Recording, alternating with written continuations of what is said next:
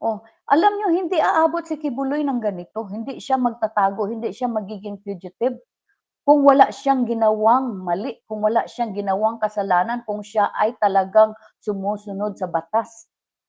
Hindi siya aabot sa ganito. Dumating siya dito dahil may ginawa siya at alam niya yan. Biniblame, natatakot, humihingi pa ng kung ano-anong mga provision para hindi siya ipadala dito sa US. Bakit siya takot pumunta dito sa US? Bakit siya takot? Kasi alam niya, walang nababayarang tao dito sa US. Walang senators na katulad ni Bato. Walang senators na katulad ni Robin Hood Padilla. Walang senators na katulad ni ni Bongo. At walang presidente dito na katulad ni Duterte. Na instead na yung bansa ay protektahan yung mga Pilipino ay magiging drug lord. Saturate the drug lord and kill yung business, tawag nito, yung competition without any tawag nito, investigation, without any justice. Yan ang justice system. Yan ang dapat itong si Bato, siya mismo ang mag-submit sa sarili niya sa human rights. Ginawa mo ilan yung mga taong pinatay mo tapos ikaw pa mag-question ng human rights? Nakakatawa ito kasi ngayon si Marlon Acobo na yung executive pastor. So itong si Marlon Acobo, alam po natin na siya ay isang dummy lamang sa Kingdom of Jesus Christ. Kasi isa lang talaga ang executive pastor dyan, si Kibuloy lang. At because of what's happening, gusto ni Kibuloy, kasi ito yung mga mga tawag nito, mga response ni Kibuloy na talagang mag-evade ba siya sa kanyang responsibility. So itong si Marlon Acobo ay isang pawn ni Kibuloy. Isang minister na ginagamit ngayon ni Kibuloy to take the responsibility of his action. Guys, naaawa ako kay Marlon Acobo. My gosh. Naawa ako sa kanya doon sa hearing ba? Sa hearing sa Kongreso, siya yung ginisa. Ito talaga si Kibuloy, ganyan siya, no? Grabe. Tinahapon ba naman yung kanyang isang ministro doon sa Congress na wala namang kaalam-alam, wala namang kamuang-muang. Tapos nagpapanggap pa na hindi marunong magtagalog o hindi marunong mag-English, nagbibisaya talaga para bigyan ng hardship yung ating mga mambabatas. Grabe, mga drama nila ba, no? Pero nakita natin ang mga inconsistency ba ng mga sinasabi nila. Masyadong halata na sinungaling, no? Kaya tingnan natin, guys, ha? Translating for Pastor Acobo. Yes. Okay, Mr. Chair. So that to keep it within KOJC, while we no doubt appreciate the interpretation skills of the good attorney Tolentino, we would like to have a separate phone, para we're not confused where KOJC ends and where SMNI begins. So, Mr. Chair, may I ask the good Pastor Acobo, through the good attorney Ambrosio, in your GIS papers, may we begin? How long have you been with the KOJC? Your Honor, nagsugod ko sa pakiguban kong pastor since 1985. Your Honor, nagsimula po ako since 1985.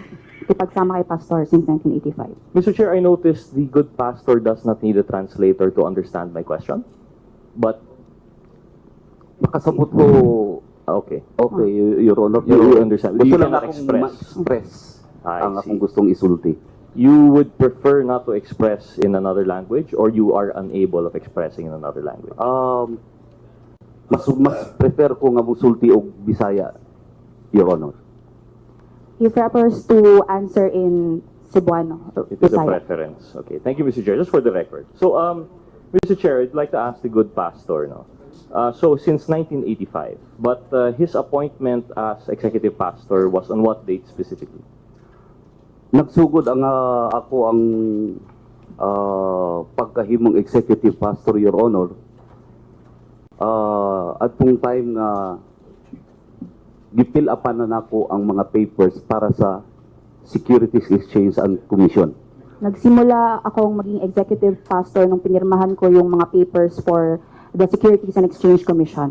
That was December 19, 2022. Oh my God. Nakakatawa guys. Hindi pa alam ni Marlon Acobo kung kailan siya pumirma nung nung mga papers, kailan siya naging executive pastor ng Kingdom of Jesus Christ. Ganito ang nangyayari kapag tayo ay nagsisinungaling lagi, no? Nabubudol tayo, tsaka hindi natin alam kung anong sasabihin. Guys, naaawa ako na natatawa. Kasi itong si Acobo, kasama ko dati po eh. You know, we know each other very well. Tapos ganyan ang ginawa sa kanya ni Kibuloy para lang si Kibuloy patuloy na makapagtago. So ngayon, itong si Acobo na ngayon ang kinasuhan ng ating PNP dahil siya na ngayon ang executive pastor. Sa kanilang executive pastor ngayon na si Acobo, na nung humarap siya doon sa Congress, sabi niya hindi daw siya marunong magtagalog and he can't speak English, so therefore he has to use Visayan language. Pero anong nangyari kagabi? He was speaking English and Tagalog. Oh, bakit? Kasi gusto lang niya ipamukha sa mga tao that they think that they are smarter than anybody. No? Itong grabe ang pambubudol talaga nitong mga to. Tago sa buto. Kasi yung mga sinasabi ko dito, lang yun eh. Yung scratch of the iceberg ba? Hanggang matapos talaga itong case dito at maipadala na dito yan si Kibuloy. Saka ko pa ma-reveal ang lahat kung ano talaga ang the darkest secret of this kingdom of hell na ngayon ay pinoprotektahan ng iilan sa ating mga leaders dyan sa Pilipinas. Tingnan nyo nangyari dyan sa Davao. Pumunta si Torrio, nag-file ng restraining order. Approve agad, no? Approve. Because it's Davao. Ilan yung mga nag-file ng rape cases dyan kahit nung time ko, during 90s.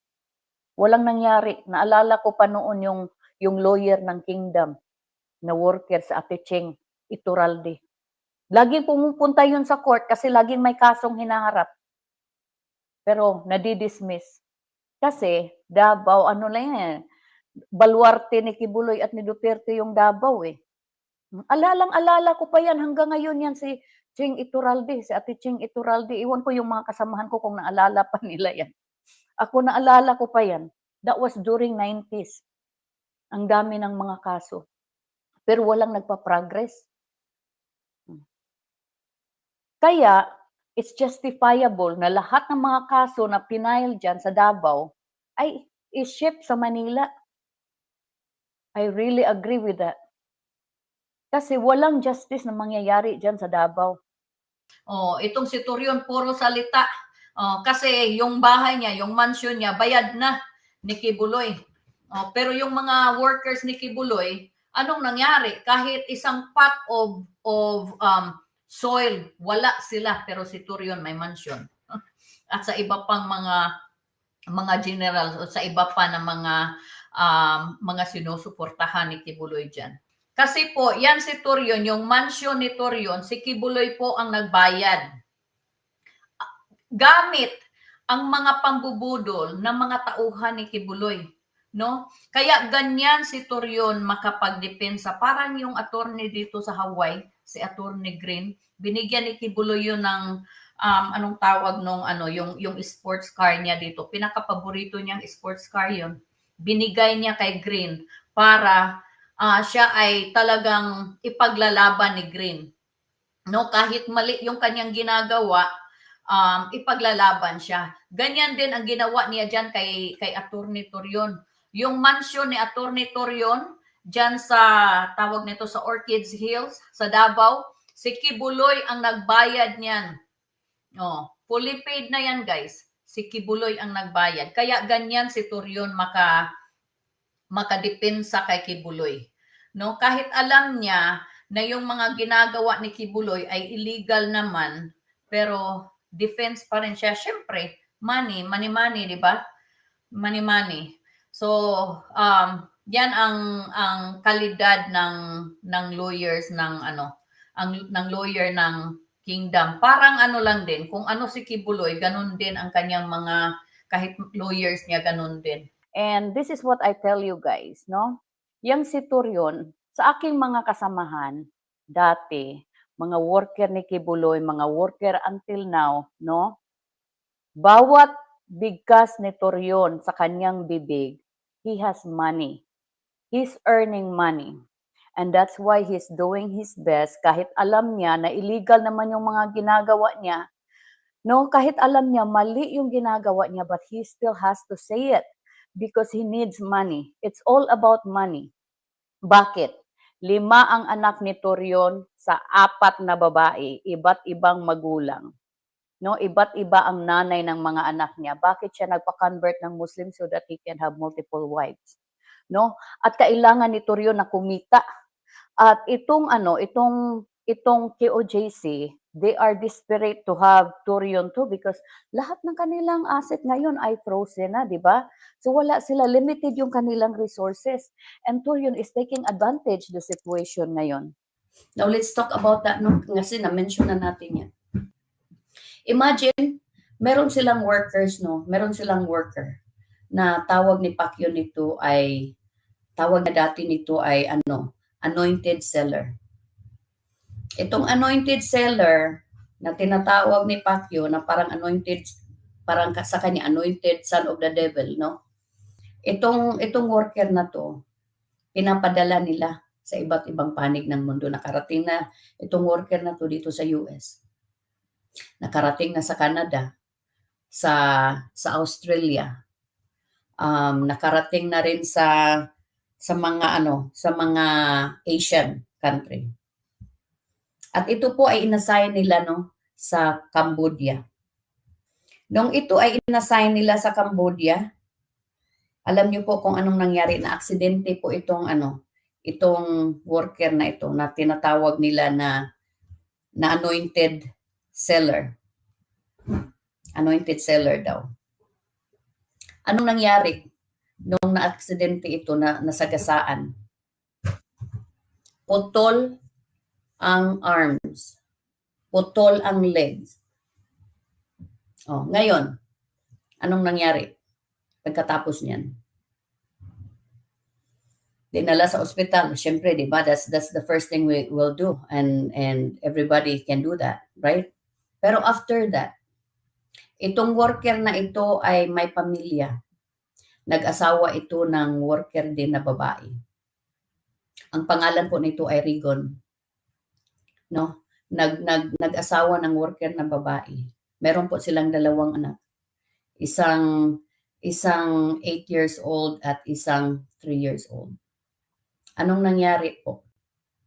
Pinabayaan sila after that. Pinabayaan sila ng ministry after that. Putol na yung kamay at paa ng worker na ito na ilang taon nag-service kay Kibuloy. Pinabayaan. Tapos ano pa? Yung asawa niya, pinag-asawa sa ibang ministro para makapag-stay sila doon sa Cambodia. Iniwan yung pamilya. Anong ginawa ni Rigon? Umuwi ng Pilipinas. Wala ng paa at kamay. Dala yung mga maliliit niyang anak. Ganon po ang buhay sinisira ni Kibuloy. So ngayon guys, pag-usapan natin itong interview ni General Torre, kasi marami siyang points dito at ito ay nagre-reinforce sa ating mga sinasabi since 2019 or late 2018. Nandito na tayo sa social media.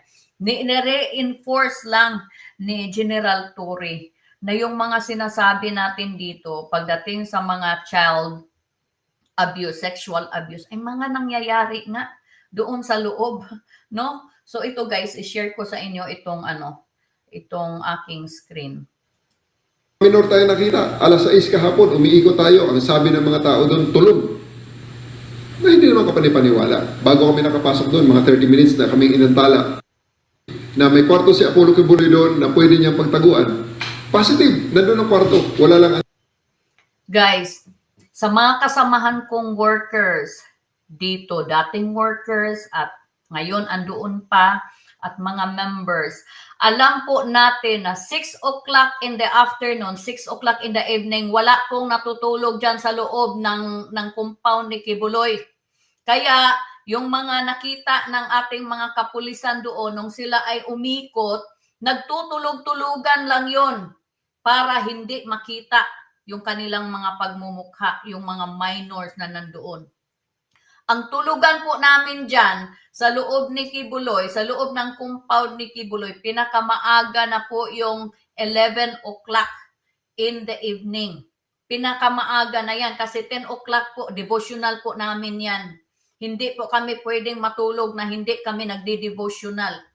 So, yung 6 o'clock na umikot yung ating mga kapulisan na may mga natutulog na mga minors doon, mga nagtutulog-tulugan lang yun guys. At yung mga minors na yan, gusto ko ring dito, no? Gusto ko ring i-explain dito.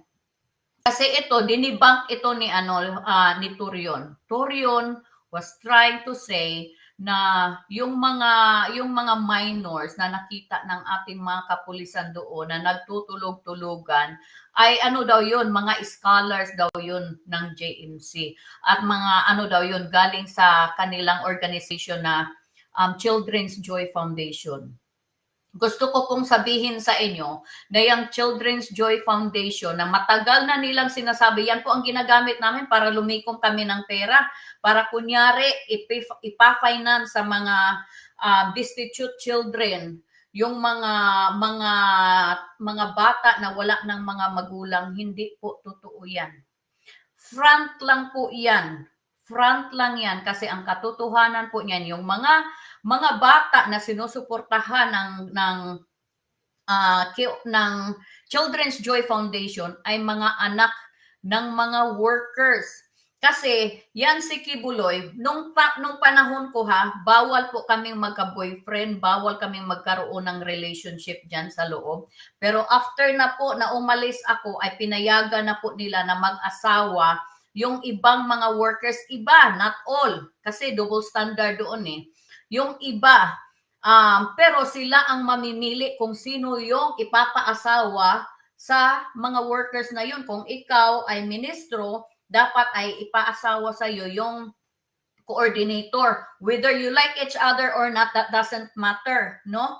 So yung mga anak po nila, yan po ang pinapaaral o yan po ang kinupkop ng Children's Joy Foundation. At yung JMC po na ina-advertise nila, kasi yan din ang sinabi ni Kibuloy sa akin noon na yung anak ko, ialay ko sa kanya. Kahit ilan yung gusto kong anakin, walang problema, siya ang magpo-provide ng education at ipo-provide din niya yung aming bahay, mag full-time lang ako uli kasama yung aking family. Yun ang offer ni Kibuloy sa akin. And what is that mean, you guys? What is that mean? Nung time na yun, hindi ko talaga maintindihan. Akala ko napakabuti, no? Napakabuti na idea. Pero what is that really mean? Ibig pong sabihin yan, kaya po ina-advertise na ganun yung JMC para yung magulang po ay mag-trust doon kay Kibuloy. Ito po ay isa sa ating witness na nandito na sa US. Yung magulang niya nag-trust diyan kay Kibuloy at sa JMC. Dinala doon yung anak niya, minor, no? Hindi pa po, wala pang menstruation. Pagdating doon, because yung bata ay mestiza din yung anak ko, no? Yung bata ay mestiza, minanmanan. Tinitrain, ang nagtitrain sa kanila yung mga pastora lang din, no? Tinitrain na maging malapit doon kay Kibuloy para maging comfortable, maging komportable. No? Anong nangyari? So after ng first menstruation, Oh, kasi magkakasama yun eh. Magkakasama yung mga pastoral. Kami mga babae doon, magkakasama kami sa isang quarter. Kaya alam namin kung sino yung may menstruation. Kasi kahit nga yung mga sanitary napkin, naghihingian pa kami o nagre-request pa kami. Ganon ang style dyan sa loob ni Kibuloy. Nagre-request pa kami kasi walang money. You know? So ang nangyari, dahil mistisa itong bata na ito, tinitrain papunta sa pastoral. Tinanggalan ng mga any type of communication no, sa mga magulang o sa family, tinanggalan ng cellphone, tinanggalan ng tablets. At talagang yung tawag nito, minamaliit nila para to break that person apart. No, para wala siyang ibang mapuntahan kundi yung organization. Ganon po ang style dyan sa loob ni Kibuloy. So ngayon, after the first menstruation, doon na. Pina-assign na doon, pinapapunta na doon sa kwarto ni Kibuloy. At that was the first attempt, no? Na i-rape siya ni Kibuloy. Ang nangyari, tumakbo yung bata. Tumakbo yung bata at umiyak. Anong ginawa? Oh, ang ginawa si Felina Salinas yung wanted dito sa Hawaii, dito sa US, na isang bugaw na rin. Kasama ko yun, nung kabatch ko, siya yung aming bugaw nung time na pastoral ako. So, alam mo kung anong sabi ni Felina Salinas? Maswerte ka, blessed ka kung ikaw ay gagalawin ni Kibuloy. Blessed ka. Tapos, ang ginawa sa kanya, pinapunta doon sa Maynila, hindi na siya kinakausap ng mga workers, bawal na siyang kausapin. Tapos yung pagkain niya, pinapa-fasting na siya.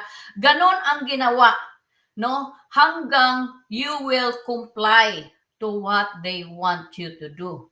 So the next time around, na isasalang uli siya doon sa ni Kibuloy, maging alay uli siya, naging successful na si Kibuloy kasi parang wala ka nang mapuntahan, hindi ka pwedeng mag-contact sa iyong family, sa nanay mo, hindi alam kung anong nangyayari sa iyo. At pagka tumawag yung magulang, sasabihin na you are okay, she's okay here, no? Provided lahat. Pero hindi po totoo yan. Puro mga pambubudol yung ginagawa diyan sa loob ni Kibuloy, diyan sa loob ng kingdom. Kaya yung JMC na yan ay isang form, isang vehicle yan para makakuha si Kibuloy ng mga minors para sa kanyang tawag nito, sa kanyang pag-aalay sa kanya. So ganun po ang sitwasyon dyan. Now let's continue. Ang tao, kwarto na napakaganda, base sa mga gamit na nandun, ay kwarto na isang lalaki na tumutugma sa pangangatawan at size ng mga sapatos at mga gamit ni Apollo Kibuloy na napaliligiran ng iba pang mga maliliit na kwarto ng mga babae naman, base naman sa mga nakita nating mga gamit. So that's just confirm what I said, no? Nung ako ay unang lumabas dito at tayo ay unang nagsalita sa mga talagang nangyayari doon. Kasi totoo po yan.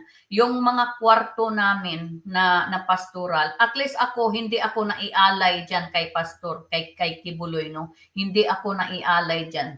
Pero yung ibang mga kasamahan ko, they were used sexually by this fugitive, itong pedophilia na ito. No?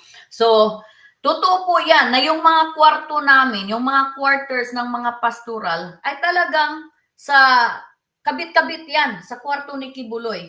At kapag ikaw ay special, ikaw ay paborito ni Kibuloy, he has access to your bedroom from his bedroom. Katulad nga katulad ni Jacqueline Roy, may access si Kibuloy dyan sa kanyang room na dire-diretso lang. At sa Stephanie Ibarra, ganun din, no? At sa iba pa na mga pastoral, na mga minors, no? Kaya itong mga nakita ng ating PNP sa kanilang paglibot doon is a confirmation of what I said long time ago. At ganun pa rin ang practice nila. I cannot believe, no, na despite sa kanilang sitwasyon ngayon, ganun pa rin. Walang pagbabago ang kanilang mga practices. Kaya itong si Nori Cardona na pumunta pa diyan sa sa Senate, isa ito sa mga bugaw ni Kibuloy. Isa ito sa bugaw ni Kibuloy. At yang si Katiil, yang Carlo Katiil na yan, isa din yan sa tawag dito, fraud marriages dito sa Amerika. US citizen po yan. Yan si Carlo Katiil. Dahil pinag-asawa po siya ng American citizen na dati pong pastoral. Na dating pastoral ni Kibuloy. Pagkatapos na gamitin ni Kibuloy, pinaasawa dito kay Carlo Katiil para itong si Carlo Katiil ay maging US citizen. At itong US citizen na ito ay nagpo-protect ng criminal dyan sa Pilipinas. Nag-file na po kami ng complaint dito sa immigration na hindi na yan makabalik dito sa US. Kasi grabe itong mga pang-aabuso nila. And they know na kahit alam nila na mali yung kanilang ginagawa at ito ay labag sa batas, pero ginagawa nila. Now, let's go. Wala nga rin naman ang mga babae. At meron tayong nakita ron na isang seksyon na ngayon ay ating namang ikino-coordinate sa ating tamang ahensya. May mga minor tayo nakita. Alas 6 kahapon, umiikot tayo. Ang sabi ng mga tao doon, tulog. Na hindi naman kapanipaniwala. Bago kami nakapasok doon, mga 30 minutes na kaming inantala nitong mga taga-KOJC. Bago kami makapasok, may dala akong 60 na mga babae na mga magsisearch. Kasi yun ang kanilang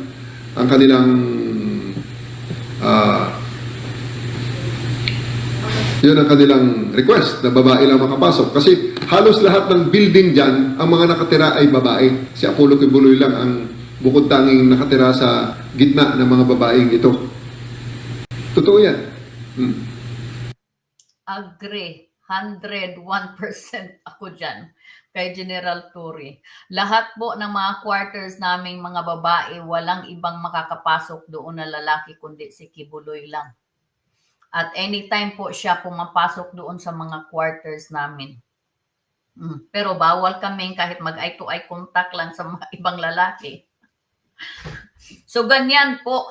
Kasi yung mga bata na yon, sigurado ako, ginamit yun ni Kibuloy. At kung yung iba na hindi pa man siguro nagamit, they are in the process. Parang ginugroom na nila. At itong si Cardona ang isa sa nagugroom sa mga young possible victims ni Kibuloy. Yan si Cardona, si Rose de Magnaong. Imagine yan si Rose de Magnaong, anak niya mismo. Yan si Rose de Magnaong, isang pastoral yan. Isa sa mga pinakaunang pastoral yan. Magkasabay sila ni Ingrid Canada at ni Tessie Dandan. Ito po si Rose de Magnaong ay nakapag-asawa ng worker din, na musician. Si Roche de Magnaong, ang dating apelyido ni de Magnaong ay Nabalyo. Si Rose Nabalyo yan nung dalaga. Ngayon, naging de Magnaong. Nagkaanak po sila. Ang pangalan ng kanilang anak ay si Bonita. At itong si Bonita, nung nabuntis itong si Rose, pinabalik uli doon sa kingdom. At nung nanganak na, ay naging pinalapit doon kay Kibuloy. Ginugroom na nila. At nang ito ay lumaki na, naging dalaga na, si Rose de Magnaong mismo ang nagbitbit sa anak niya doon sa kwarto ni Kibuloy para ialay niya itong freaking anak niya. What kind of mother you are? Ito, yan si Rose de Magnaong, yan si Nori Cardona, mga bugaw yan ni Kibuloy. Guys, it's beyond my understanding kung bakit nagagawa ito ng mga ito. Grabe. Yan ba ang paglilingkod sa Diyos? O sa Diyos daw sila naglingkod? Pero yung anak nila, buti na lang ito Nori Cardona, hindi nag-asawa, walang anak. Pero kung nagkaanak din to, inalay din niya yung anak niya dyan kay Kibuloy. Oh, ganyan ang mentality ng mga nandiyan sa loob. Kahit sino pa yang hihingiin ni Kibuloy sa kanila ay ibibigay nila. Ganun ang ginawa ni Kibuloy sa akin eh. Hiningi niya yung anak kong babae na ialay ko daw. Oh, naku, Diyos ko. Hindi ko naman alam hindi ko naintindihan kung anong ibig niya sabihin nun. O sinabi ko yan sa sa husband ko, galit na galit tuloy. Ganon. Kasi kung hindi ka ba naman pedophilia, gagawin mo yan? Grabe talaga, grabe. My gosh.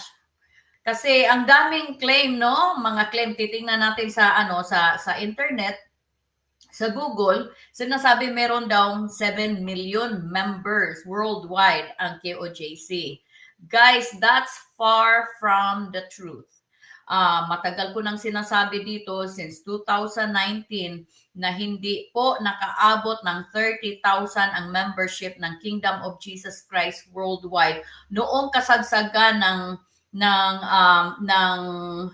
tawag nito, ng time na ito, noong kasagsagan ng Kingdom of Jesus Christ, noong kasikatan ni Kibuloy, noong wala pang nakakaalam sa mga practices niya, sa mga hidden na mga nangyayari. Less than 30,000. At ngayon po na ganito ang nangyayari, pag-usapan po natin kung ano talaga ang membership ng Kingdom of Jesus Christ. Gusto ko lang i-highlight dito na yung membership ni Kibuloy, guys, ay hindi po umaabot sa 7 millions na claim niya na dinagdagan ni Nori Cardona ng 1 million, naging 8 millions. And this is why, guys.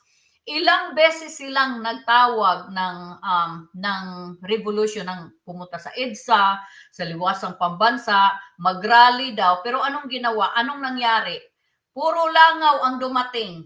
Walang tao. That proves you na wala silang membership like they said na meron silang million na membership. Doon nga sa Davao, sinabi ko sa inyo na every time merong pagtitipon dyan, yung mga members ay dinadala kung saan pumupunta si Kibuloy, no? At nag-iimbita pa kami ng mga visitors, kumuha kami by buses, no? At ang focus namin yung mga destitute area, yung mga katulad ng Payatas, no? Ganyan ang aming mga style before. Kaya hindi po totoo sa ating mga politicians dyan, no, na talagang naniniwala na si Kibuloy ay merong million members. Guys, isa kayo sa mga nabudol ni Kibuloy, kayong mga politicians. Buti nga sa inyo kasi kayo mga mambubudol din, no? So, itong sinabi ni General Torre na yung dumating doon sa tawag nito sa anniversary ng Kingdom of Jesus Christ ay wala pang 2,000. That is true, guys. That is I agree with that 100% kasi titignan natin, no, wala pong maipakitang proof yan, yung Kingdom of Jesus Christ sa kanilang claim na membership na millions. Wala. Oh, kasi puro lang sila mga empty words, mga empty claims na hindi napapatunayan. Everything that I say here, pwede kong patunayan. We have proof. Kung tapos na nga lang sana itong kaso dito sa US, pwede kong i-reveal dito yung membership nila at sa mga financial transaction nila, pero hindi po pwede. So, mag-aantay tayo sa tamang panahon na lahat ng mga evidence natin ay ma-share natin sa public, no? Ma-share natin sa lahat. They are inciting rebellion and violence. Pero ano ang nangyari, guys? Meron ba? Nilangaw sila. Nilangaw sila. What is that tells us? That tells us, guys, na yung membership ni Kibuloy na claim nila na 8 million, sabi ni Kibuloy 7 million daw. Dinagdagan ni Nori Cardona ng 1 million, naging 8 million ngayon. Mula nung nagtatago yan si Kibuloy, naging fugitive, dumami yung members. Nadagdagan ng 1 million, sabi ni Nori Cardona. By the way, guys, yan si Nori Cardona ay isa po yan sa mga bugaw ni Kibuloy. Isa po yan sa nagbubugaw ng mga minors. Diyan papunta kay Kibuloy. You know, the kingdom of Jesus Christ, compulsory givings. Yan yung first na next slide ko. You know, ungodly demand by the sex offender, self-proclaimed son of God. So, sa kingdom po, everything is about money. So, in the kingdom, as soon as you enter there, when you started to become visitor, no? Pagka-bisita ka pa, they will pamper you. They will show you all the goodness. All the, you know, lahat ng pag-aalaga ipapakita sa inyo. They will make you feel comfortable. But then, after that, when you are comfortable na natanggal na yung hiya nyo, yung protection nyo sa sarili nyo, and you expose yourself to the vulnerability, no? Nakikita nila yan. And then when that time comes, then they will ask you to come, and then you develop the closeness, the relationship. Yes? So when you develop the relationship, guys, in the back of their mind, they already thinking that's the sign. If you are in the, you know, outside the Philippines, dollar sign na yung nasa noo ninyo. Pero pag kayo po ay nasa Pilipinas, peso sign na yung nasa noo ninyo. Now ngayon, papasok kayo, idodoktrina kayo, no? As member. Kasi kapag kayo po ay bisita, hindi nyo po alam ang reality of the kingdom. Akala nyo napakaganda, napakagara. Kasi naman nakikita nyo, di ba, sa harapan, napakaganda, maganda yung gardens nila. Tapos si Pacquiao pag nagsalita pa, parang he is the perfect. He project himself as the perfect one, and he claimed that he is the reincarnation of Jesus Christ, and he is the owner of everyone's soul, no? So yun yung projection niya. But then when you come a member after your baptism, kailangan ka po na mag-mature agad. And what's their measurement of maturity? No? Let's talk about the measurement, the benchmark of their maturity. Ang benchmark po nila sa maturity is based on your giving, on your responsibility. So number one po, no? Ang number one na nila na giving nila, workers, you know, full-time workers or members, syempre number one yung 10%, di ba? And that is biblical. You know, 10% is biblical. Now, but that is the very smallest part of the givings. You know, ano lang naman yung 10%, di ba? But then, after the 10%, you know, may mga ungodly and greedy demands na sila. Kapag hindi mo naman na-meet yung mga mga demand nila, na mga greediness na nila, anong gagawin sa inyo? I-reprimanded kayo. Meron kayong mga punishment, no? I-guilt riding kayo, na parang napakasama nyo na, at parang you are not worthy of anything. No, hindi ka worthy na magsamba, hindi ka worthy na tumawag kay God na Panginoon, hindi ka worthy na manalangin. So that's how they make you feel. Tapos ipi-persecute ka po nila. And how are they going to persecute you? Tatawagin po ang inyong pangalan sa harapan ng panambahan ng mga members. At itatanong po sa inyo kung bakit po hindi kayo naka-coop up ng goal ninyo. So mga workers, am I making this up? Please let me know if I am making this up. Tapos i-condemn po kayo kapag hindi nyo na-fulfill yung kanilang demand, no? I-shame out kayo, tatawagin kayo ng tawhanon.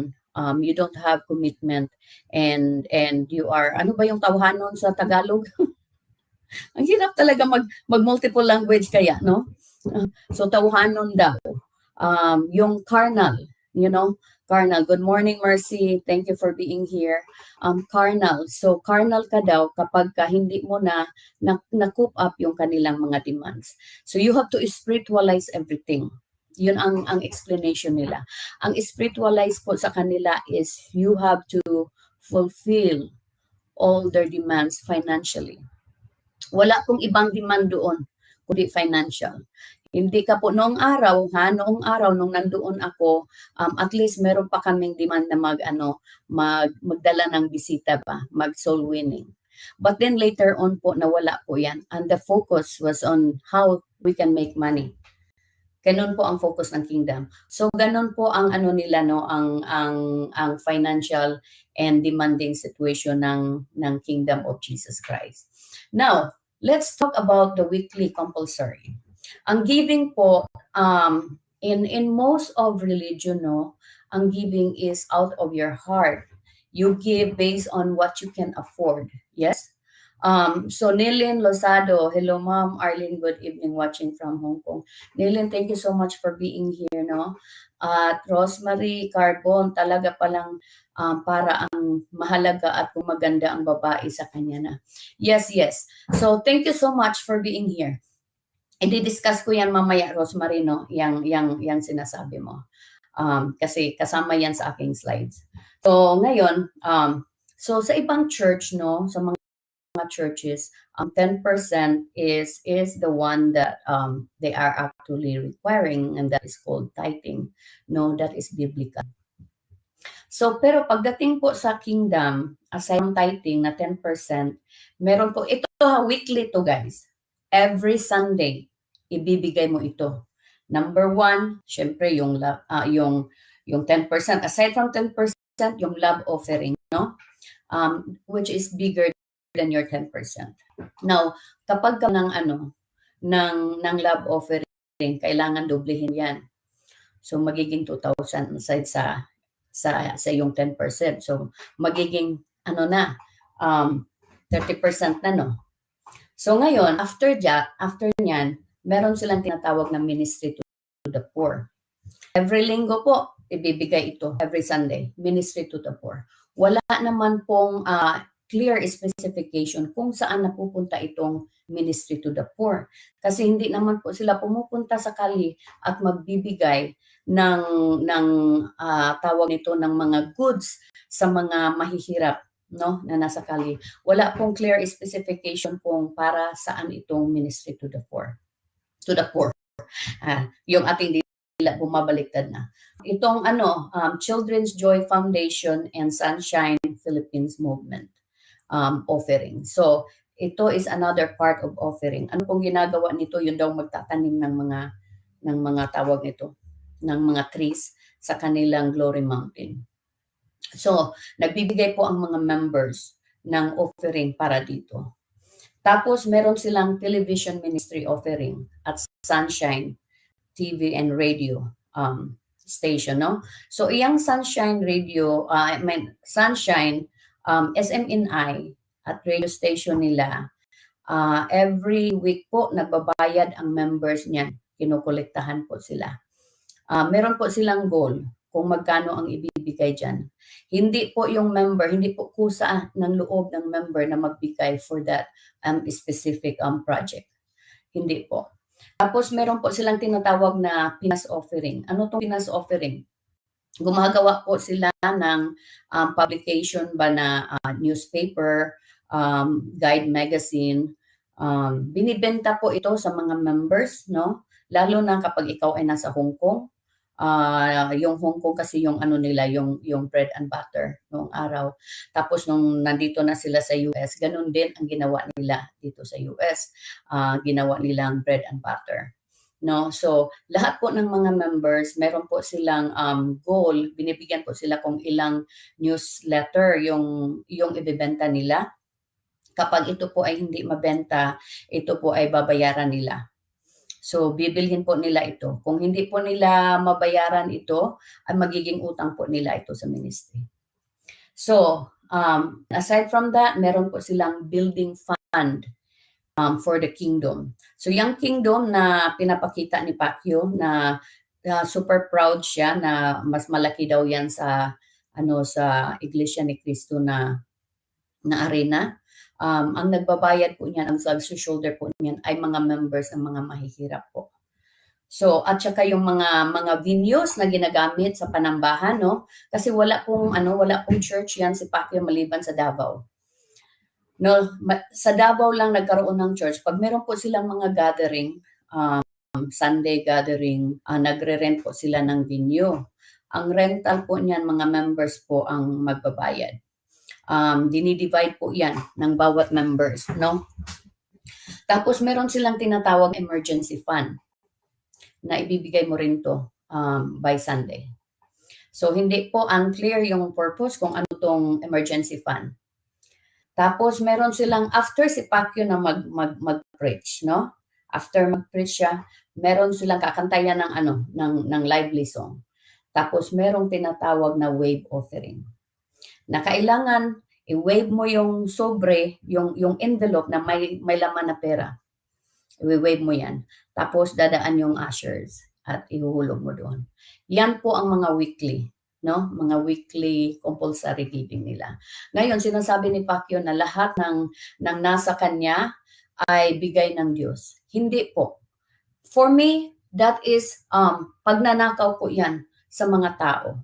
Kasi you oblige your members to give those even though they can't afford. So, yan po ang reality ng kingdom ni Pacquiao.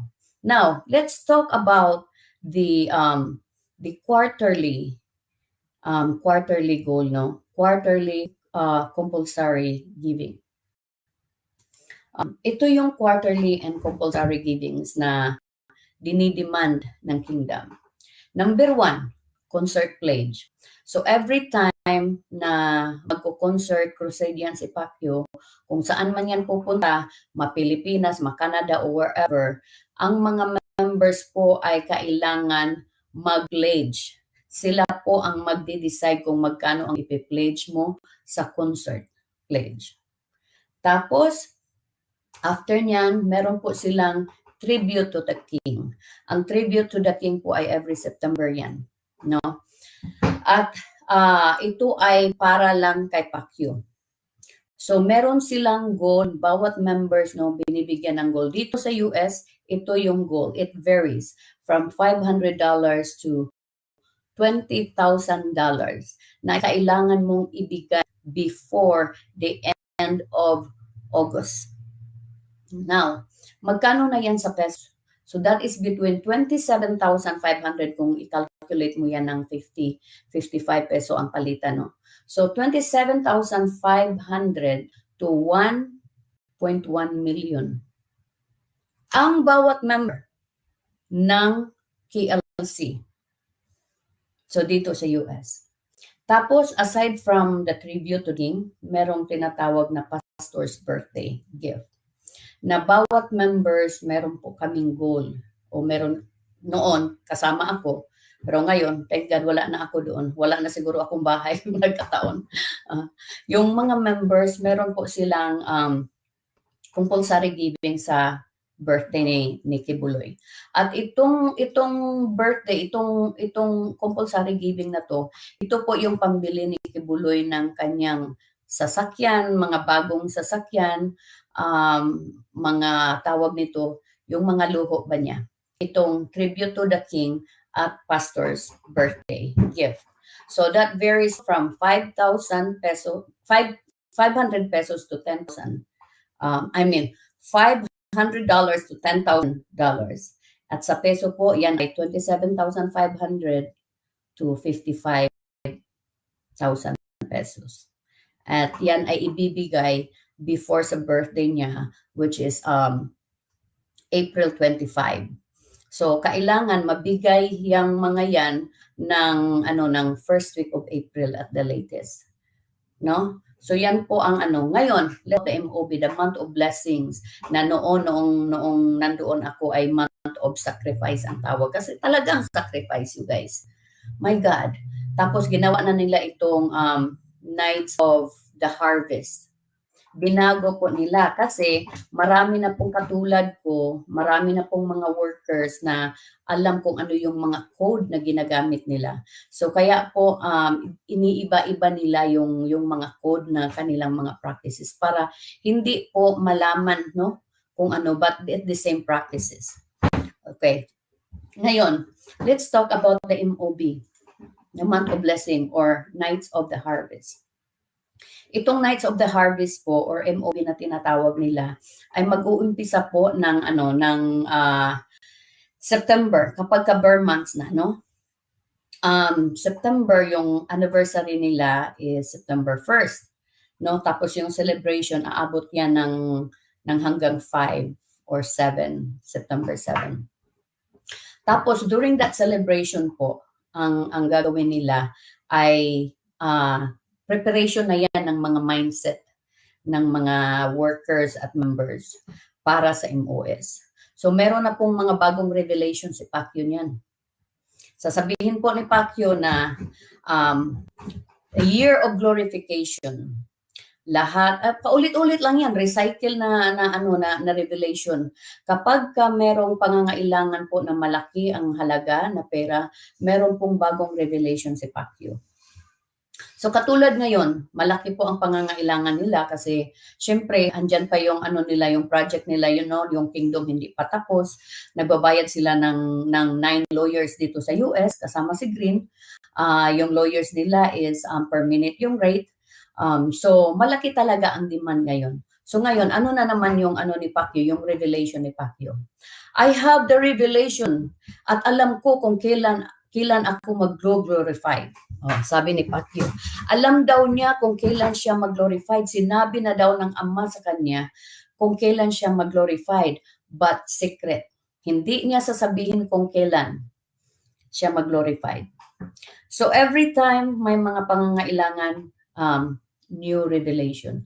'Di ba mga workers, naalala nyo kapag ka-anniversary na upcoming yung MOS, may bagong revelation. Kapag birthday niya, upcoming, at kailangan na magbigay yung mga members ng malaking halaga, may bagong revelation. Noon pa yan, noong 1996 na na-assign ako dyan sa Pasig, sa Eastern Manila.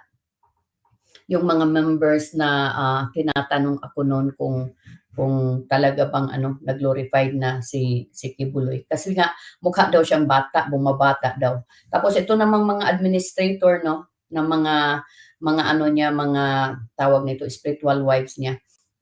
Inaano sa aming mga tainga, laging binubulong sa aming mga tainga na ito na yung last, ito na yung pagkakataon namin na talagang magpatunay at ibigay lahat kasi mag-glorified na si Kibuloy.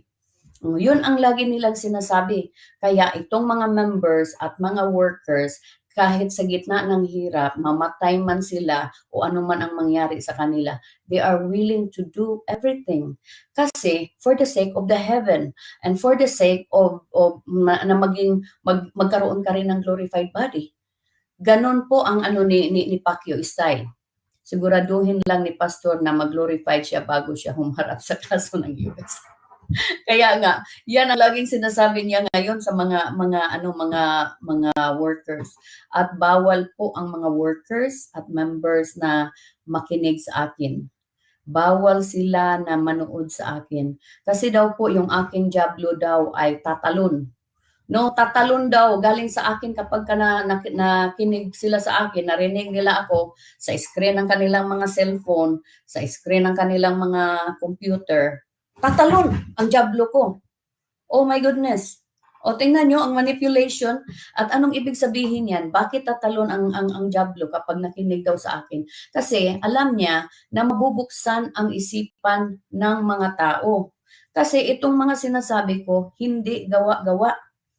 Totoong experience ko to at totoong experience ng mga kasamahan kong workers at members. It's a common knowledge, common experience. So tatalon daw yung jablo sa akin. Katulad din ng mga sinabi niya, mga ginawa niya sa mga workers, kapag lalo na kapag ikaw ay administrator, lumabas ka. O sasabihin talaga niya, wag mong kausapin si so and so kasi yung jablo niya lilipat sa iyo. Ito namang mga workers, takot. Ayaw kapag ka approaching ka na, no, magkikita kayo sa mall, halimbawa, magkikita kayo sa SM Mall, nakikita nila na ayan yung ano, wag ka daw lumapit diyan, wag mong kausapin. Takbo ka na kapag ka nakita mo yun kasi yung jablo niyan lilipat sa iyo. O ganun ang ginagawa ng mga workers, iilag sila. Kasi imagine yung jablo ng isang tao, tatalon pala yung jablo. Ganon po ang ano ni Pacquiao. That's how he manipulate his people. No, kaya bawal silang makinig, bawal silang manood sa mga different information, lalo na kapag ang information na ipipresent mo ay opposite sa kanyang mga sinasabi. Kasi for me, gusto ko lang i-debunk ba yung kanyang mga sinasabi. Kasi everything that will come out from his mouth, all nothing but lies. Nothing but lies, you guys. Lies and exaggeration. Yan ang reality. Now sa MOS po, let's talk about this, no? Ang month of sacrifice nila or nights of harvest, mag-umpisa po yan ng September hanggang January. No, umpisa na sila ng solicitation. Yung mga estudyante, mga young people, no, they have to leave school. Kailangan nila talagang umalis. Compulsory po 'yan. No? Kailangan nilang mag-absent ng school. Yung iba nag-absent ng 1 month lang. Yung iba 2 months, katulad ko, nag-absent ako noon ng 2 months o sa school. Pagbalik ko, wala na, puro 7 na, puro atya yung aking grades. Syempre, sino ba naman ang gustong magpatuloy niya, no? Na titingnan mo yung card mo, puro na atya. And you think na napaka-stupid mo talaga kasi nakikita doon sa mo sa grades mo, no? So ganun po ang nila, ang style nila. Tapos kung kayo po ay professional, no? Kayong trabaho, kailangan nyo ring mag-leave sa mga trabaho ninyo para lang mga-rolling at mag-solicit sa daan. So yan po ang reality doon. Tapos yung mga association, no, i-mention ko ulit, ito yung mga peking association nila na ginagamit nila hanggang ngayon. Kaya kayong mga sa ating mga followers, no, sa ating mga listeners, please share my videos. Ito po ang mga association, gusto po nating ipaalam sa mga tao, lalo na dyan sa Maynila, no, na itong mga associations na ito ay mga peke. Ito po ay kay Kibuloy. Kapag sila po ay nahuli, hindi po nila inaamin na kay Kibuloy sila.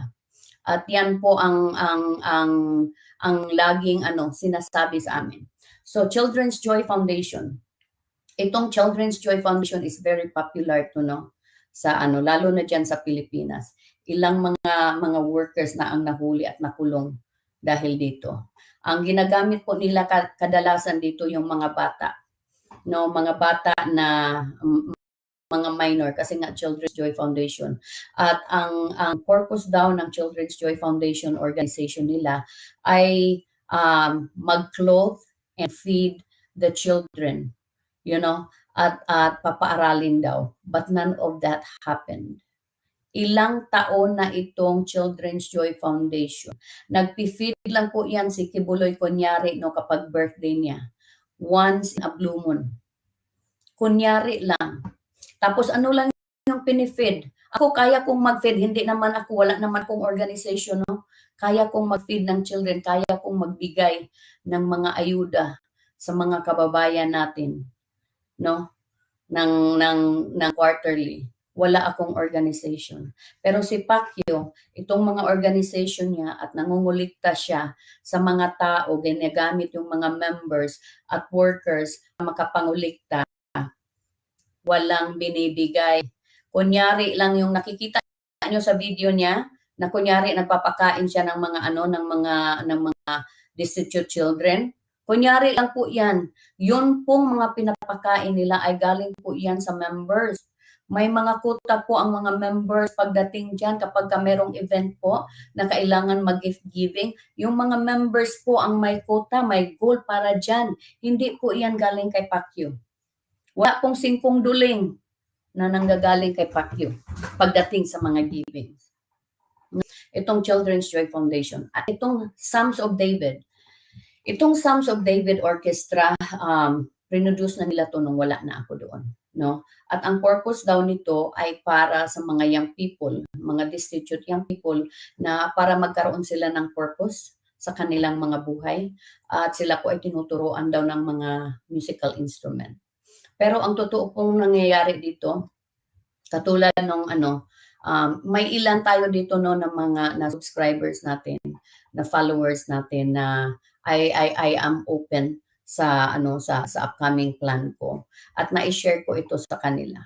Ang nangyayari po kasi itong Psalms of David po ay ginagamit nila para humikayat ng mga minors na pumunta sa kanilang chapter, sa kanilang workers house. Pagdating po doon, kunyari, magpa-practice sila ng mga instrument, pero ang ginagawa po nila ay bini-brainwash na yung mga young people. Na hanggang dumating yung time na yung mga minors mismo ay ayaw nang umuwi sa kanilang mga pamamahay. Kasi natatakot sila na kapag sila ay uuwi, may masasamang mangyari sa kanila at sa kanilang pamilya at kasalanan nila. So kaya po nananatili doon yung mga minors, no? At itong mga minors na to ay ginagamit po nila para maging money making machines nila. So yan po ang ginagawa nila sa itong Psalms of David orchestra na organization. Tapos itong Shivers. Hindi ko masyadong kabisado itong Shivers kasi this is my least favorite, no, sa mga organization na ginamit ko noon para sa money making ko for Pacquiao nung time na nandun ako. So alay sa may kapansanan.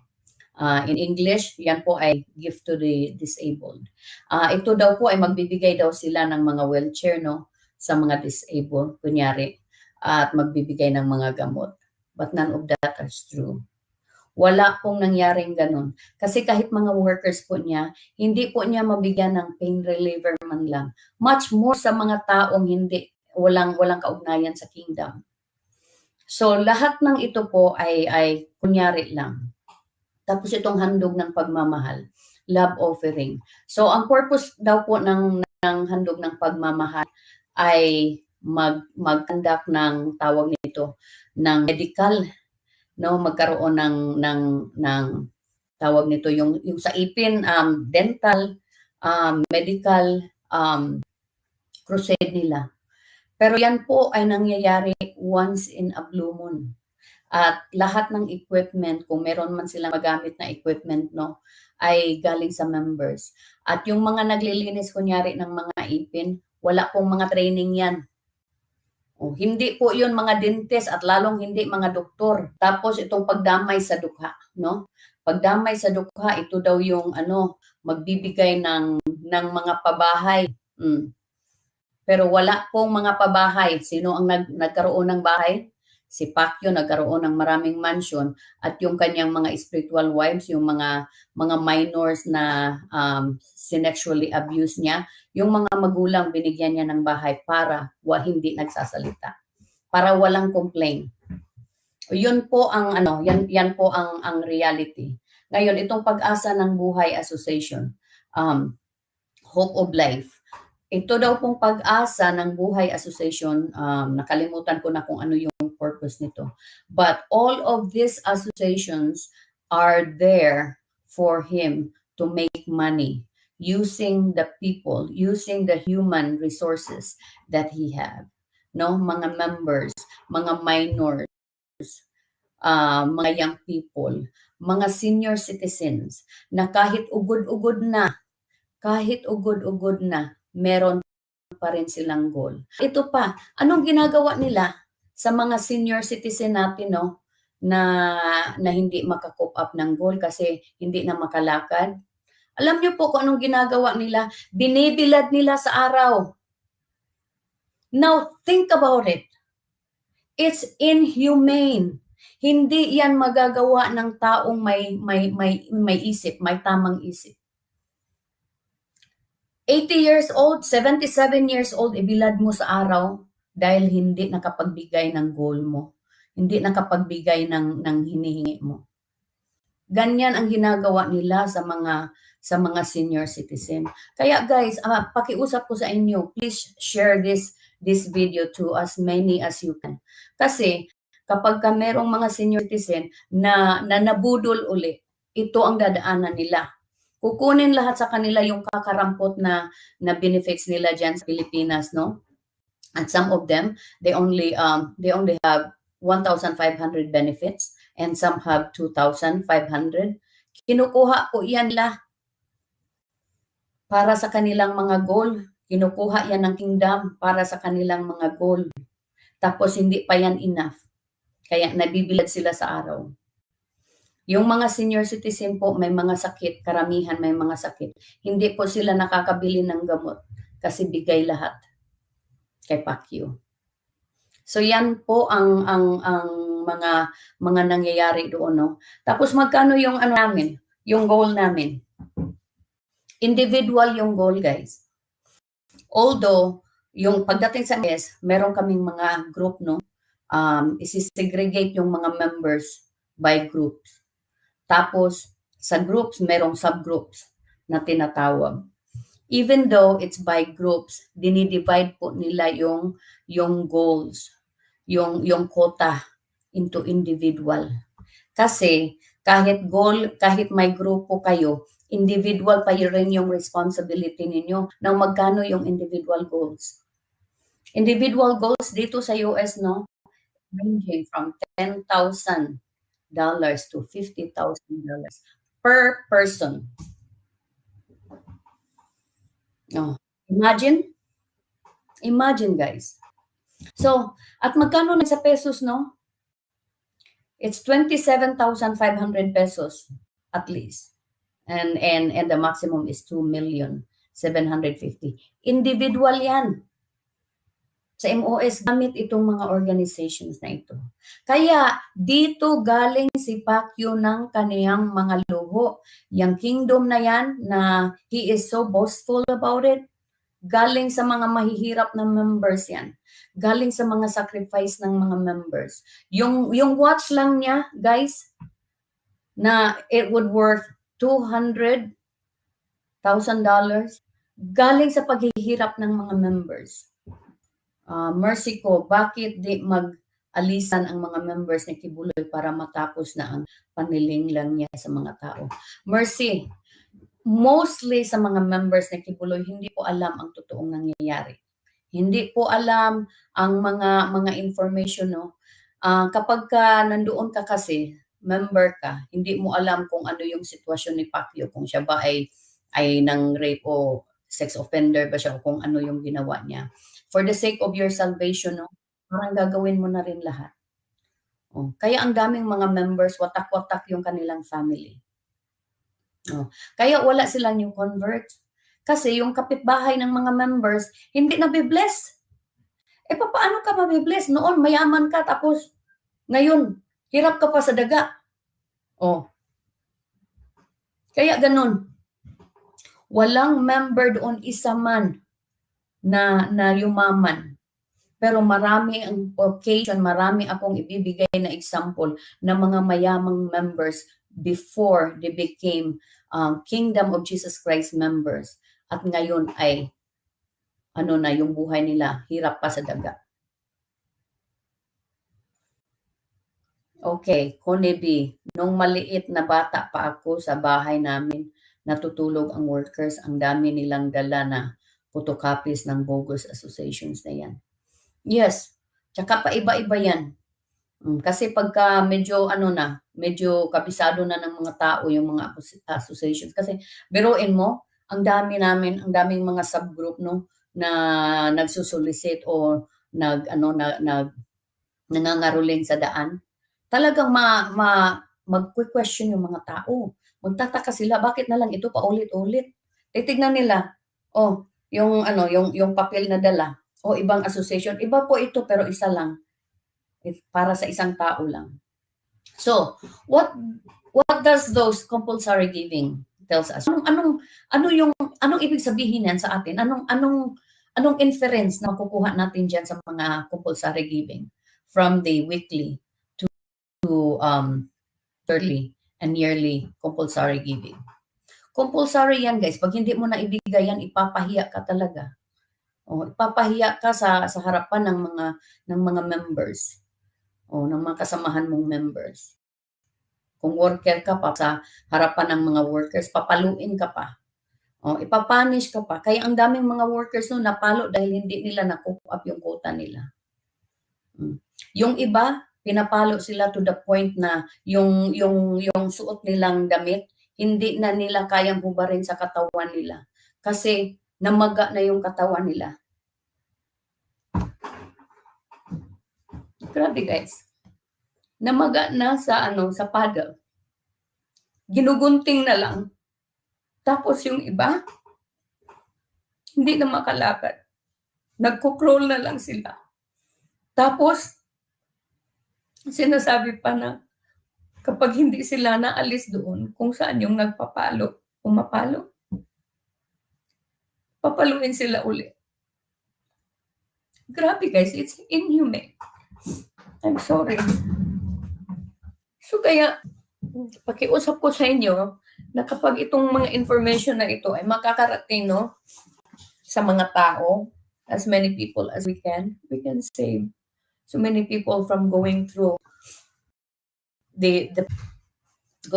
sa mga dinadaanan ng mga workers.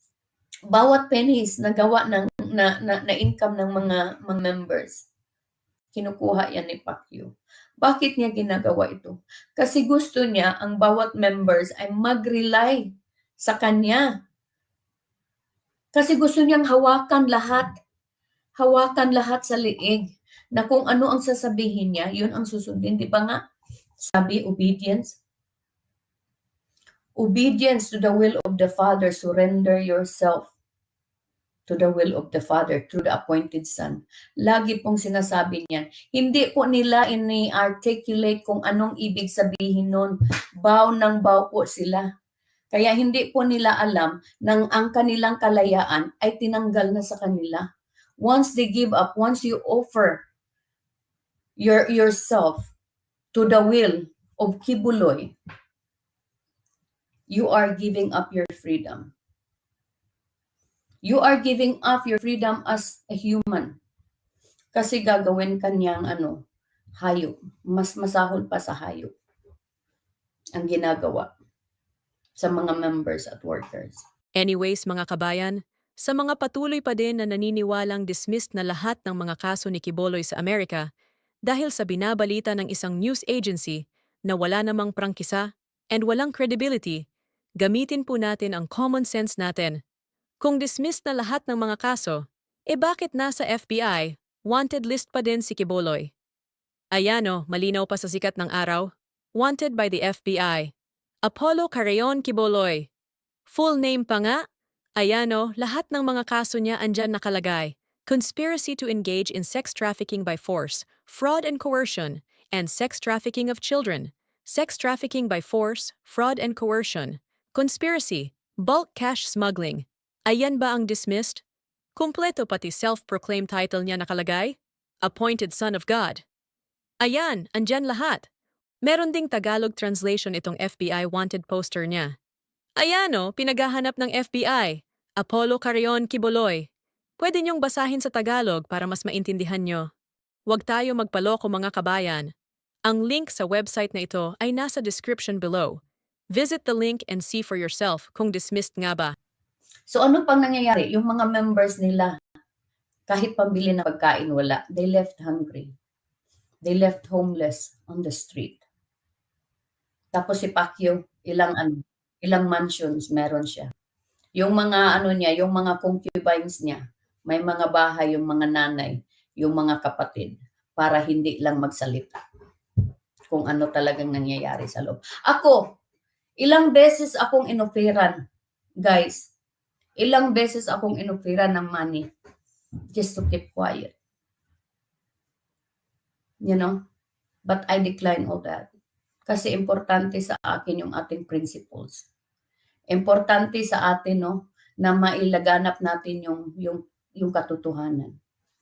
Ayaw nila na kung ano man yung nangyayari sa loob ay ma-circulate.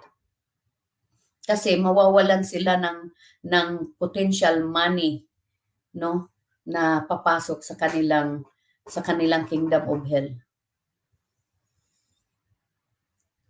Ano pa? Members are forced to become full-time workers. Yan po ang ano nila.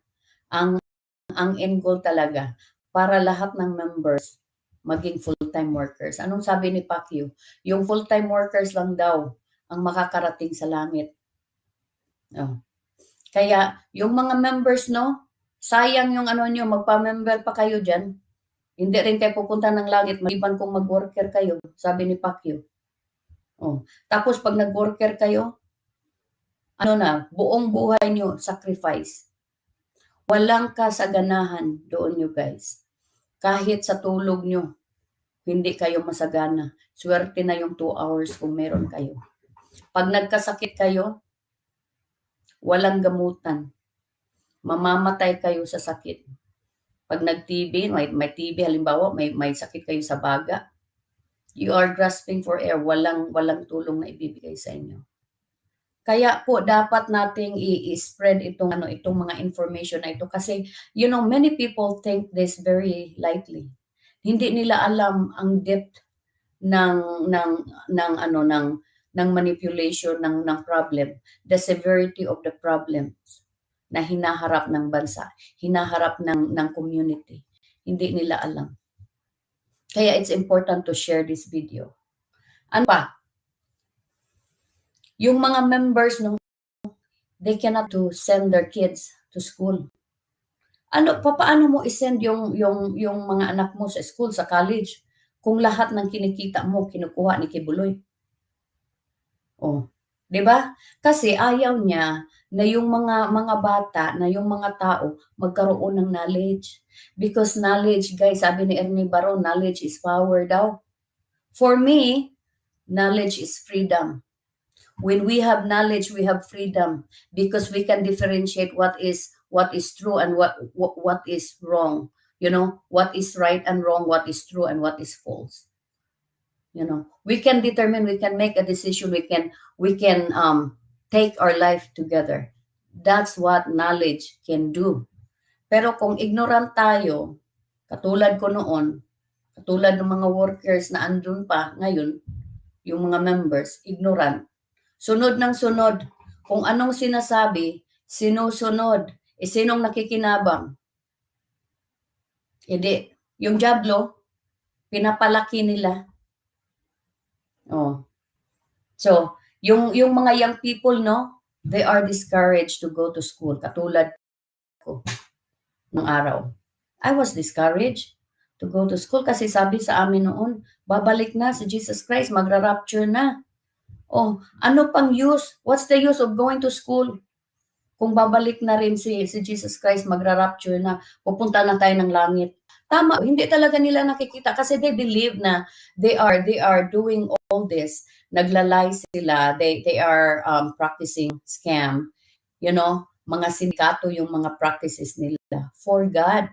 Like God really want all these material things, all this all the money. He owns everything. What God do? Bakit kailangan pa nating magsinungaling? Bakit kailangan pa nating mang-scam ng mga tao? Bakit kailangan pa nating mag-practice ng fraudulent? For God. Kailangan ba ni God yan? Really? Mga workers, mga members, magising nga kayo. Sige nga, kailangan ni God yan na magsinungaling talaga kayo. Para sa kanya, sinabi niya, magsinungaling kayo.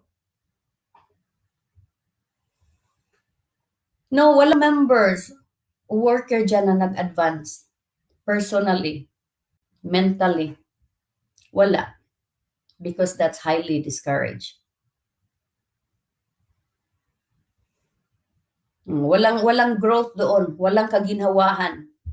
No? Pag pumasok ka as member, mas okay pa yung members kasi you have the ability to follow or not. Pero kapag ka-worker ka, you don't have your own choice. Wala. Kasi kapag ka hindi ka susunod doon, physical abuse ang aabutin mo, gagapan ka talaga.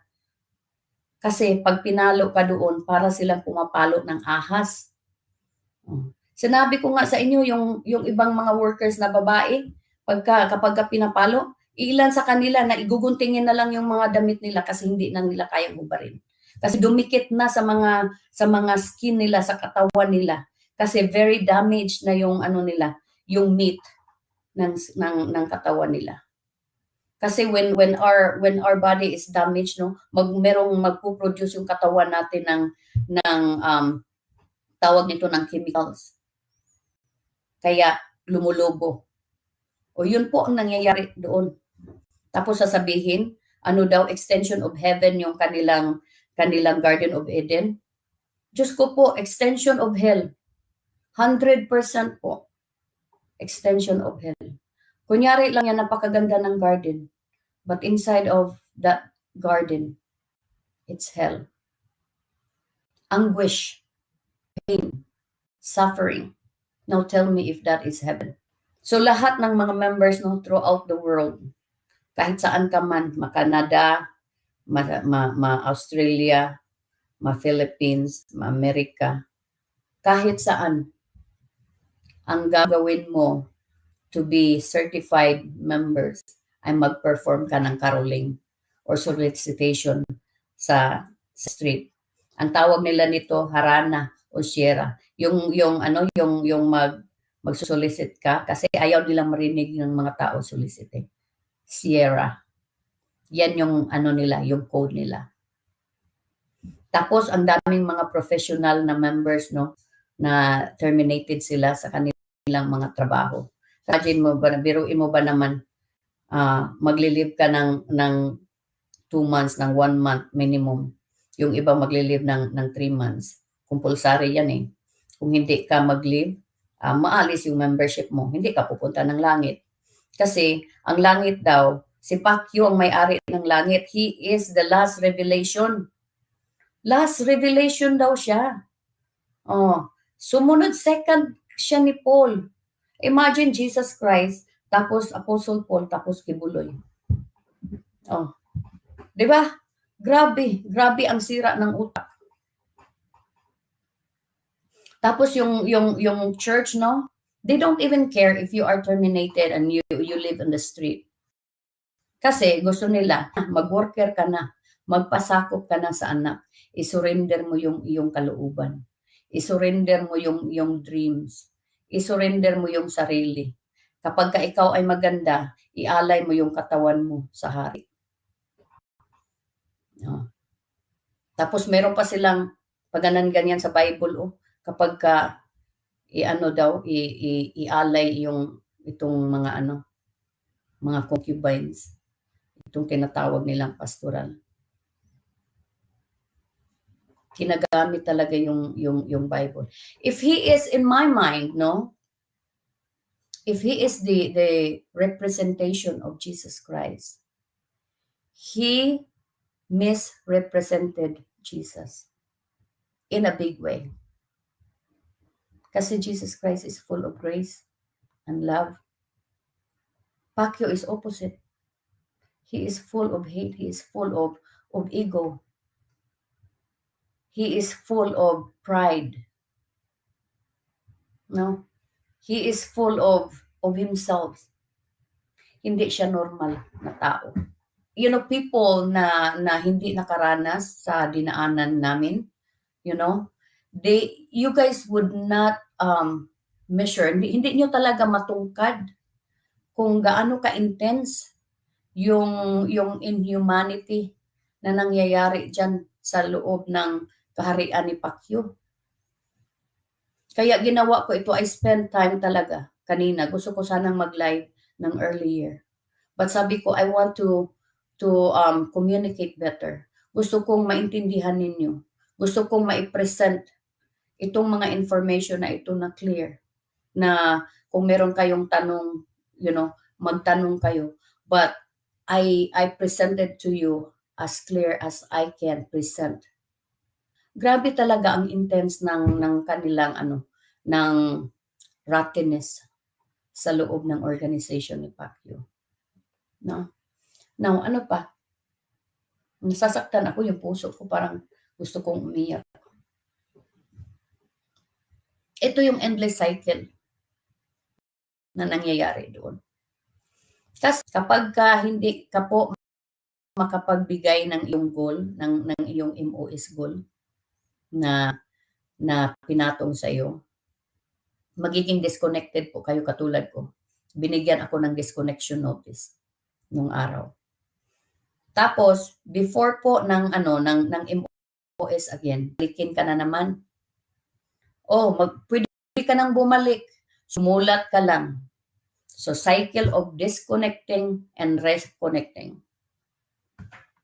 Yan po ang doon. Kasi kailangan nila ng manpower when it comes to their money-making months. No? Kailangan ng manpower. Ano pa yung nila endless cycle? Endless financial demand. Endless talaga. Kasi hindi mo alam kung kailan matatapos. Endless shaming. Kasi pag hindi mo na-cope up yung goal mo, isi-shame ka nila. Endless self-doubting. Kasi kahit yung sarili mong pag-iisip, sarili mong perception about you will question it. Kasi lalo na kapag hindi ka na sang-ayon sa mga nakikita mo, you will question your sanity. Ang hirap po ng kalagayan nila. Endless suffering. Kasi sa araw, magtitinda ka o mangungulikta or you are money-making machine pag hindi ka nakapag-goal. Bugbog, sarado ka. Pag magpaalam kang lumabas, ikukulong ka. Endless fears and pain. Nilalagyan po nila ng fear yung mga puso ng mga tao. Na kapag ka umalis doon ay magiging curse yung kanilang buhay. O magiging curse daw yung mga buhay namin pagka lumabas kami sa pagka-worker. Kapag ka tinalikuran namin yung pagka-worker namin. Curse daw yung mga buhay namin. Now, ang tanong nito, curse nga ba? Sige nga, curse ba yung buhay ko? Kung ito yung curse, no? Then ibigay nyo na lahat ng curse ninyo sa akin, Pacquiao. Kung curse ang lumabas, tingnan nyo yung mga workers na mga kasama ko. You know, they upgrade themselves. They educate themselves. They are one of the, contributor to the society. Hindi lang sa Pilipinas. Yan ba ay curse? Sige nga mga worker na andyan pa ngayon kay Pacquiao. Sino ngayon ang curse? Pag pag nagkasakit kami, we can go to any specialist, any doctors, anytime. We can buy our medicines. We can eat any food we want. Kahit food ng presidente, pwede namin kainin. Now kayo, let's compare, let's make comparison. When you get sick, anong nangyayari? Binibigyan ba kayo ng gamot? Kung gusto nyong kumain, nakakain nyo ba ang mga pagkain na gusto nyong kainin? Pag yung katawan nyo pagod, nakakatulog ba kayo sa oras na gusto nyong matulog? Kapag mainit ang panahon, lalo na dyan sa Pilipinas, nakapag-air conditioning ba yung room ninyo para makatulog kayo ng maayos na hindi kayo pinapawisan, komportable kayo? Now, what is curse? Who is cursed now? Yung mga worker na namamatay sa sakit, namamatay na disgrasya, na rape, sinalvage. Yan ba ay hindi curse kay Pacquiao? Yan ba ay blessing? Would you call that blessing? Sige nga, isip. Would you call that blessing? And me having a decent job, having education, and the rest of my people. Kami ang mga cursed? Really? Sige na, bigay nyo na yung mga curse ninyo sa amin, Pacquiao, lahat na. Tatanggapin namin ng buong puso yun.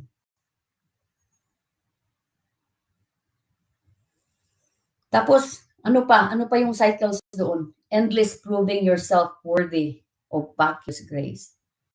Kasi you can't measure up. You're always short of grace. Kasi Pacquiao want you to be the same as everybody else.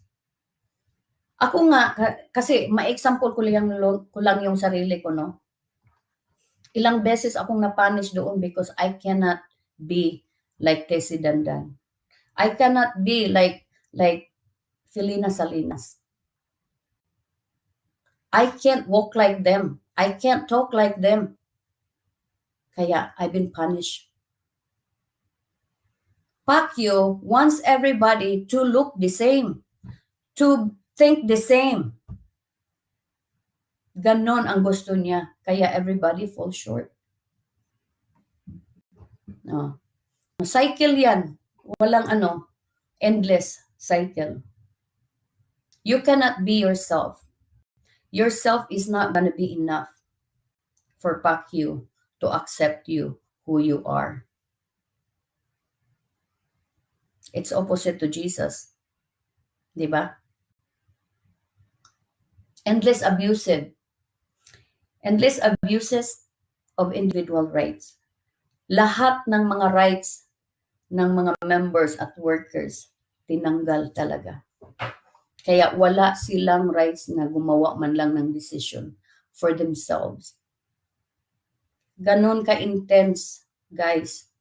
When our freedom is being, at kinuha sa atin, let's ask ourselves, God gave that to us.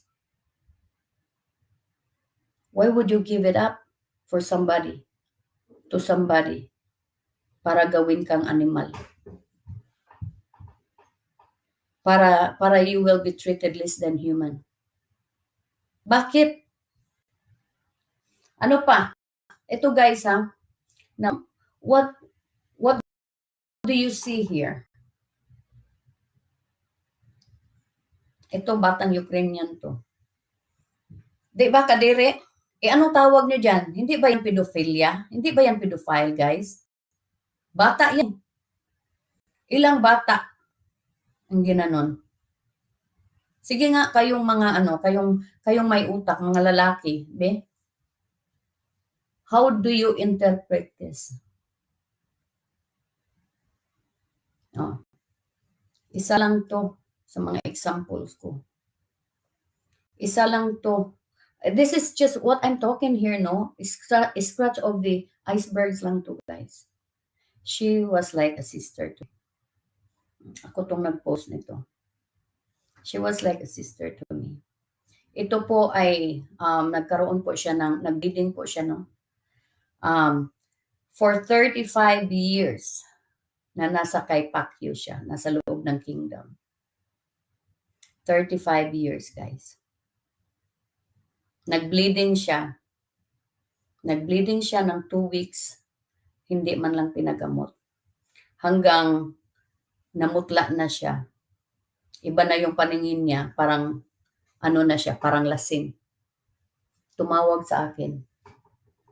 Sinabi niya sa akin ang kondisyon niya. So sabi ko, bakit hindi ka magpa-check up? Wala daw budget. Wala silang budget para sa kanilang sa kadami-daming givings. Money demand. Walang budget sa worker na naglingkod doon ng 35 years. Anong ginawa ko? I send her money so that she can go to the doctor. Nagpa-check up. Ngayon, ang sabi, unfortunately, sabi ng doktor, meron siyang stage 3 ovarian cancer. Kaya sabi ko, I was positive that time. Sabi ko, stage 3, kaya pa yan. Kaya pang i-treatment yan. Sabi ko. Kasi nung bumalik siya sa worker's house, Ang sabi ni Cardona, ni Nori Cardona sa kanya, antayin na lang daw ang kalooban ng Panginoon. Hindi ako pumayag. Sabi ko, kahit mamatay man tayo, we're not going to give up. You know, I sent help to her para para matingnan siya. Tapos nung sinabi ni Cardona yon, sabi ko, humanap tayo ng second opinion. Ibang doktor, ibang hospital. Puntahan mo. Humanap ng second opinion. Sabi nung second doctor na pwede pa siyang i-treatment, operahan, tanggalin yung cancer, yung tumor. Sabi ko, hindi ka naman manganganak na, matanda ka na rin, wala kang asawa, kasi worker ka hanggang ngayon. Patanggal mo na lang yung mattress mo, kasi hindi naman needed yan ng babae kapag ayaw mo ng manganak. So pinatanggal yung mattress, tinanggal. After that, she went through treatment, chemotherapy, radiation. Alam nyo guys, anong nangyayari? After the treatment, pag uwi niya sa worker's house, nag-garden pa. Kasi yung pera na binibigay ko, pinapadala ko sa kanya para sa food niya. Sinishare niya sa iba pang mga may sakit na kasama niya sa room. Kasama na doon yung senior citizen na nanay ng dating ministro ni Pacquiao, na matagal na ring worker, matagal ng member, pinakinabangan nila ng matagal sa Maynila nung nag-umpisa pa yung ministry. Magkasama sila doon sa bahay. Kaya hindi nagkasya yung mga padala ko.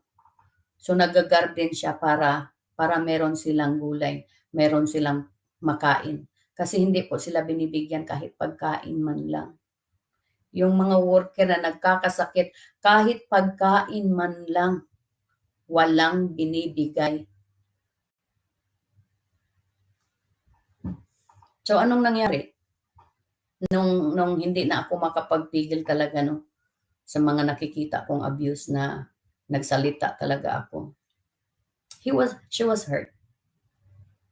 Namatay siya at that day.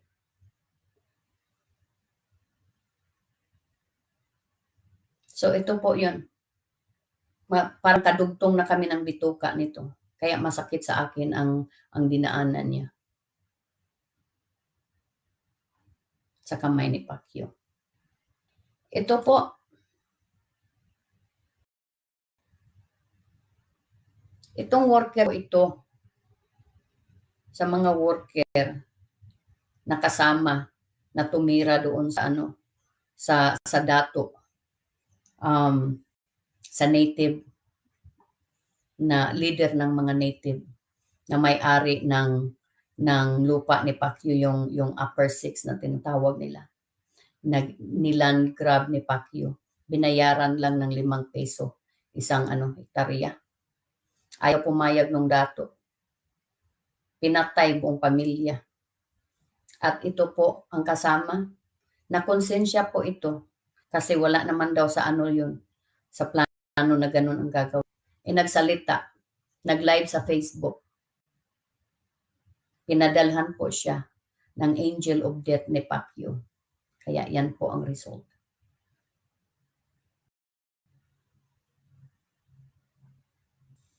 Ito yung dato na sinasabi ko. Si Dato Diarog. If you guys know about that news. So ito po yun. At yung worker na naging casualty dahil hindi niya na matiis, hindi niya na matake yung ginagawa ng kingdom. Sooner or later, nagkakaroon tayo ng isip. We wake up in our dream, in our nightmare. This being in Pacquiao's kingdom is like nightmare from many of us. Sa karamihan sa amin. Hindi dreams, nightmare. But luckily, many of us also woke up from that nightmare. Pero yung iba, na mga kasamahan namin, na until now, they're still going through the nightmare, and they take that as their normal, as their norm life and activities. So I hope you guys understand, my how deep the problem that our people are going through. At ngayon, ano nang nangyari? Anong result?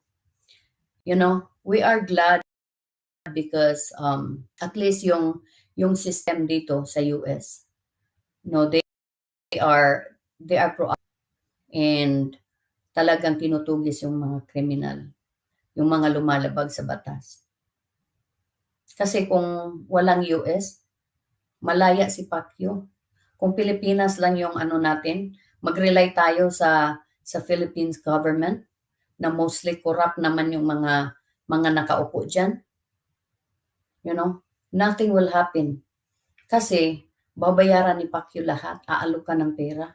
Ako nga, inalok ako ng pera. Gusto akong bayaran. Para lang wag akong magsalita na, para huminto na ako sa pagsasalita. At ano yung kondisyon nila?